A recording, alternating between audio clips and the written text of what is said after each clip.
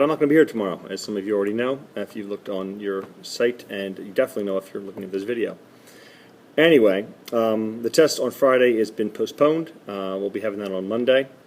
Test on Friday. Test on Thursday has been postponed, and we'll be having that on Monday. I'll be here with you on Thursday to go over that and to set you up and get you turned in the right direction for that. But since I'm not here on Tuesday, I don't want you losing time. The assignment is in Maxis as an assignment for the day. It'll take you to another Google form, and there are, I think, 12 writing prompts. Yay! You will need to do that during class. But the writing prompts go along with the PowerPoint I started definitely in the 8th period class, and I think I may have started for the 4th period class, dealing with how we go from Puritanism to the Enlightenment. The Enlightenment being kind of the mindset, the revolutionary mindset, right at the dawn of the American Revolution. And in between there is the Great Awakening, and that is the part that I guess most of what this lesson will talk about. The Great Awakening is a very important time period that kind of straddles the two. There's nothing firm. It doesn't. Protestantism, Puritanism doesn't end, and the Enlightenment begin on a date certain. It's a whole continuum, and if you will, that continuum goes all the way back to the 95 Thesis and to the Protestant Reformation. I would hope at this point we have a very firm understanding with regard to Puritanism, how that works. There's a definition in the handout that you have there. In God's plan of creation, all individuals were born with original sin. God predestined some people called the elect for salvation in heaven. That is the context through which everything else kind of makes sense in the Puritan world. If you understand that idea of the elect and predestination and how it leads you to conformity and control and not to debauchery and ruin, then you have the right mindset on this. So it lays out kind of bullet points of how somebody from that world would look. In the assignments, you're supposed to answer from the perspective of, and they give you three characters to play from, a Puritan farmer in Massachusetts in the 1640s, which is going to be the Puritan mindset, and then a Baptist carpenter in Rhode Island in the 1740s. And you're going to answer the same 6 questions. The concept of God, the individual's reason for existence, the individual's relationship to the church, need for education, role of government, and individual responsibility for improving society. You can find all this in the handout that's attached. I'm going to talk about a little bit of those extraneously here. But that is the assignment. I don't want you just cutting and pasting the bullet points because that's pointless. I want you rewriting those in your own words, right? To take on the character as best you can, and then to articulate in a sentence or two what that person's concept of God would be, given the time period and where they're from.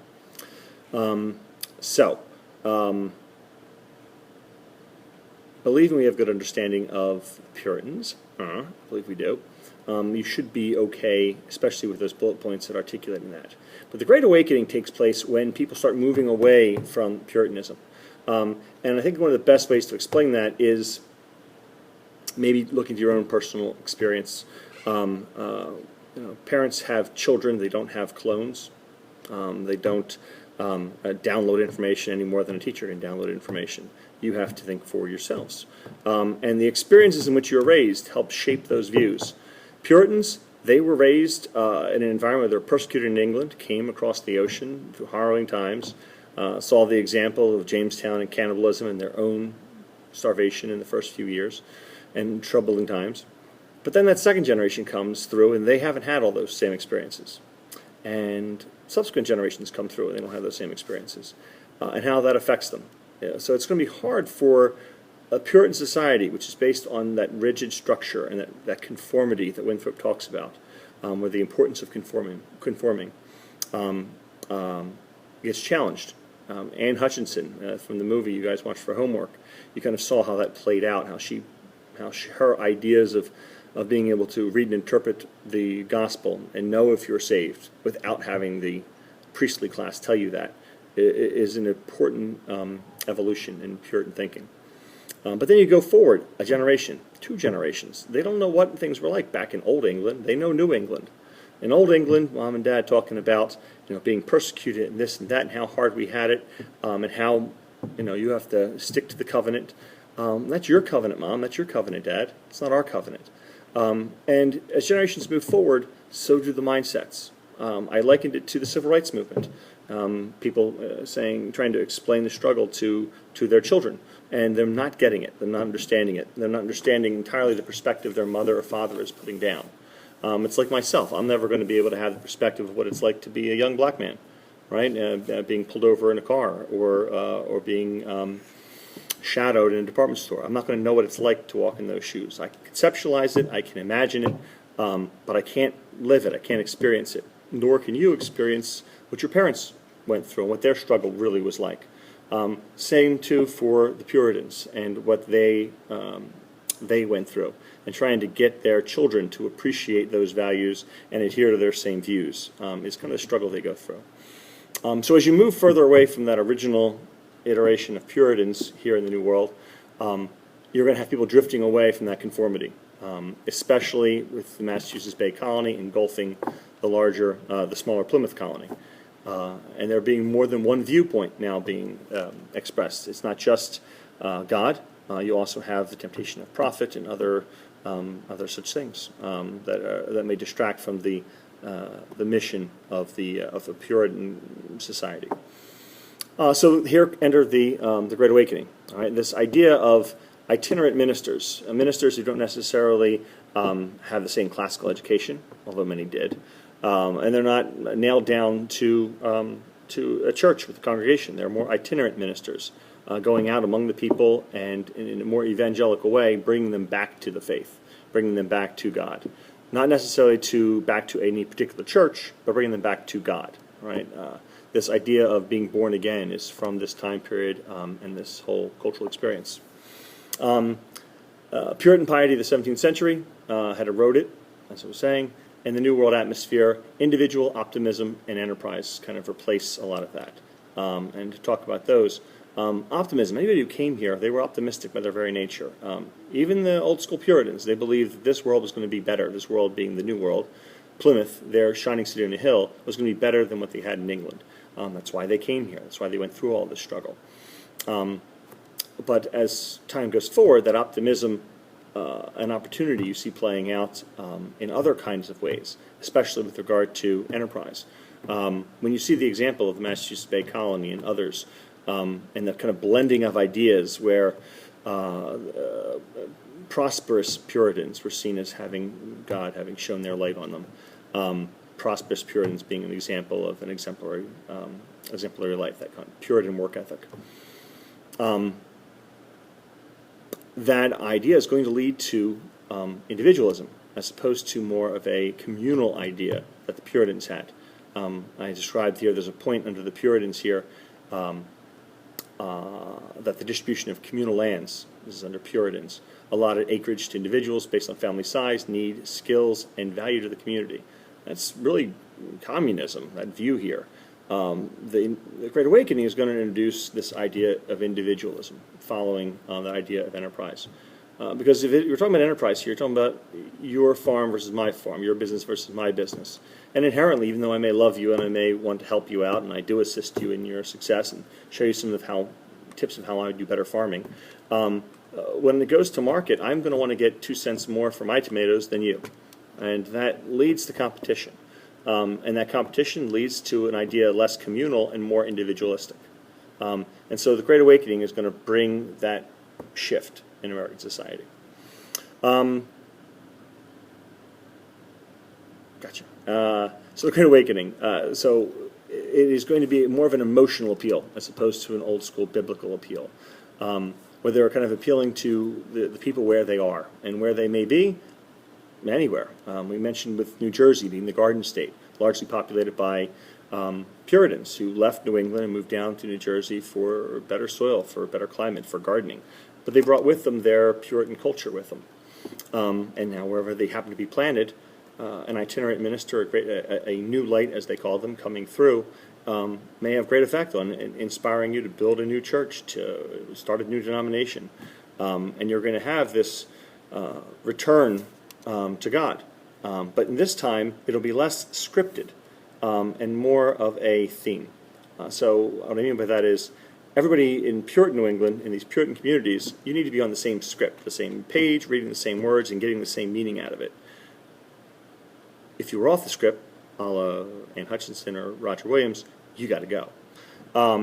But with regard to these new lights, even if you weren't in the same script, you had to be on the same theme. Better way of putting it. You had to be on the same theme.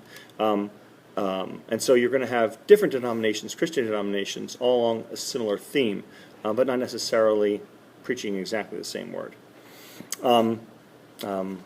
Walking down some of these points here, just make sure we discuss them.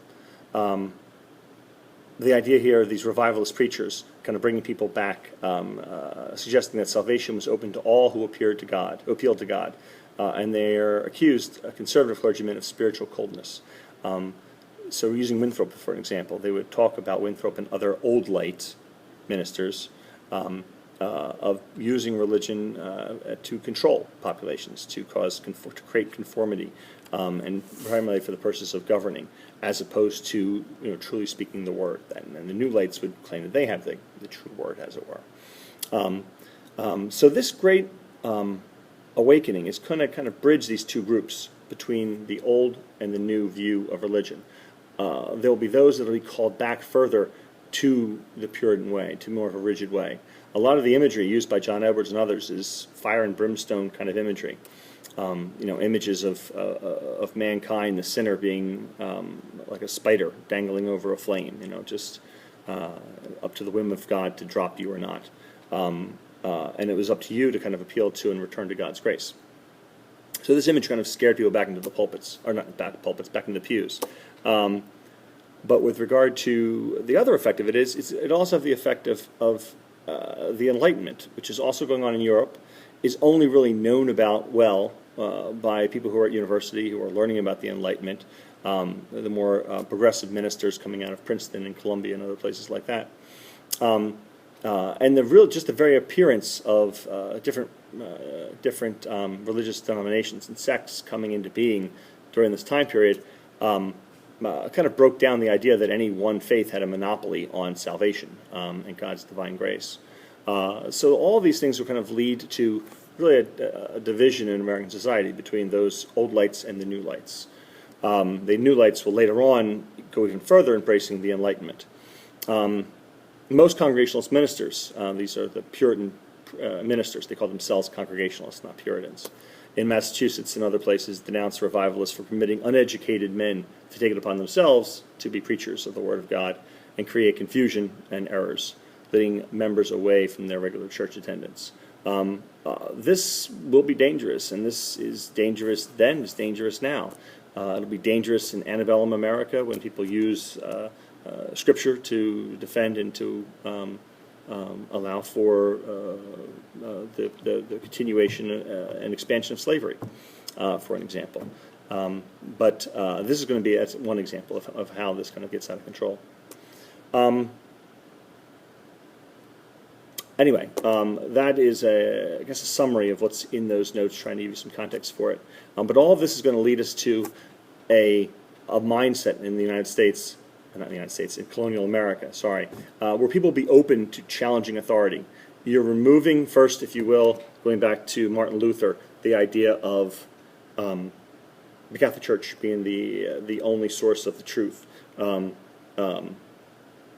Expanding that, so the hierarchy of just the church down through the bishops, all done in Latin and kind of obscured from the general population. Martin Luther, kind of challenging the authority of the church, inadvertently starts the whole Protestant Reformation. You have a leveling of this, and now gods, or the heads, or John Calvin, and heads of different denominations, and then ministers, and then within Hutchinson, individuals can discern for themselves the meaning of the gospel and God's will. And as you remove layer after layer all this hierarchy, you create a mindset, especially in the colonies, where all these other denominations can exist. Back in Europe, there was no room, physical space for these other denominations to exist and to prosper. But back here in the New World, or over here in the New World, there's so much space where they can prosper and these ideas can catch on and kind of mutually coexist because there's so much space available to them. This idea, this revolutionary idea, as we said in yesterday's assignment with Hutchinson, this rebellious Protestant idea of challenging authority is going to spread, take root in North America, and when the Enlightenment ideas come, that will take this whole idea of individuality and sovereignty to another level. America will be kind of the fertile ground for all these revolutionary ideas that will lead to the American Revolution. So I hope that made sense. I hope this is effective, and there you go. So I'll see you all on Thursday. Do well on that assignment. I'll be looking at it, and please do it during class, because I'll actually see when you get it done. And be nice to the substitute, because just because. All right. I'll see you on Thursday. Bye.